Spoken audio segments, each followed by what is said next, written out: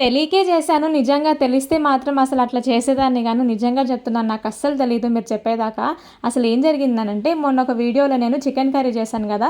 So, ఆ chicken curry చేసేటప్పుడు first అయితే నేను ఆనియన్ ఇంకా కోకోనట్ అయితే స్టవ్ పైన డైరెక్ట్‌గా కాల్చాను గదా! అట్లా కాల్చొద్దని నాకైతే తెలీదు నిజంగా మీరు చెప్పే వరకు. చాలామంది కుకింగ్ షోస్‌లో, కుకింగ్ వీడియోస్‌లలో చేస్తుంటారు గదా! టమాటాలు, వంకాయలు డైరెక్ట్‌గా స్టవ్ పైన కాలుస్తూ ఉంటారు గ్రిల్ లాగా పెట్టేసి.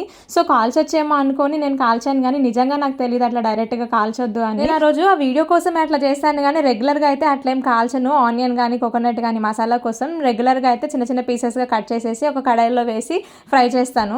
ఆ రోజైతే కొంచెం డిఫరెంట్‌గా ఉంటుంది కదని చెప్పేసి ట్రై చేశాను గానీ అట్లా కాల్చొద్దనే విషయం మాత్రం మీరు చెప్పేదాకా తెలీదు నాకు. స్టవ్ మీద కాల్చొద్దని తెలీదు గానీ ఊళ్ళో కట్టెల పొయ్యి మీద వంట చేస్తారు కదా! సో, కట్టెల పొయ్యి మీద వంట చేసేటప్పుడు పైన ఆల్రెడీ కర్రీ వండుతుంటే కింద ఏం చేస్తారనంటే మసాలా కోసం అని చెప్పి ఆనియన్, కోకోనట్ మంటల్లో వేసేస్తారనమాట. అంటే నిప్పుల మీద వేసేస్తారు. బాగా కాలిన తర్వాత ఆనియన్ పైన పీల్ ఆఫ్ చేసేసి ఇంకా దాన్నయితే మసాలా పేస్ట్‌లో వేసి చికెన్‌లో వేస్తారనమాట. అంటే నాన్ వెజ్ కర్రీస్‌లోకి చాలా బావుంటుంది అట్లా. నేను కూడా అట్లా డైరెక్ట్‌గా ఫ్లేమ్ పైన కాల్చి చూద్దాం అని చెప్పి చేశాను. నిజంగానే కర్రీ టేస్ట్ చాలా బా వచ్చింది గానీ అట్లా డైరెక్ట్‌గా కాల్చొద్దంట. మీలో ఎవరైనా గూడా ఆ వీడియో చూసిన తర్వాత అట్లా ఆనియన్ గానీ, ఇంకేదైనా గానీ డైరెక్ట్‌గా స్టవ్ పైన, డైరెక్ట్‌గా గ్యాస్ పైన మాత్రం అస్సలు కాల్చకండి. I am so sorry.